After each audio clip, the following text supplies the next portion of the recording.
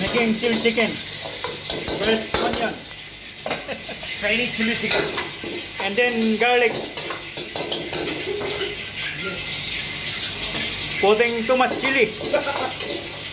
Very spicy.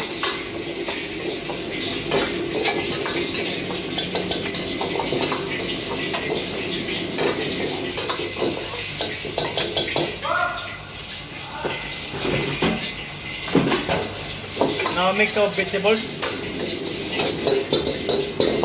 with bell pepper and onion. Putting Chili sauce. chili sauce. Chili sauce, totally spicy. But chili and then chili sauce. Then oyster sauce. Oyster sauce. Cooking wine. Cooking wine.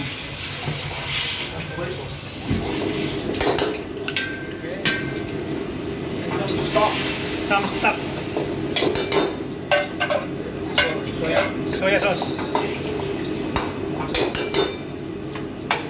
Some sugar.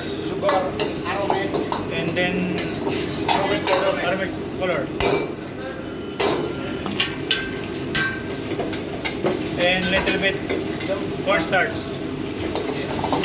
Now it's done. Now here's the chicken frying for the chili chicken.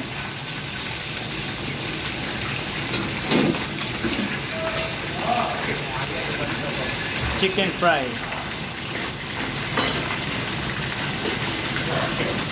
Wait for at least 10 minutes. Nice, no? Now this is the final product of the chili chicken. Another spring onion. See how it's too spicy. The color is totally spicy. Yes, even now this chili chicken, Yes. so lovely, very nice, yummy. Good to serve you. Making Chef Papa. Thank you so much for watching.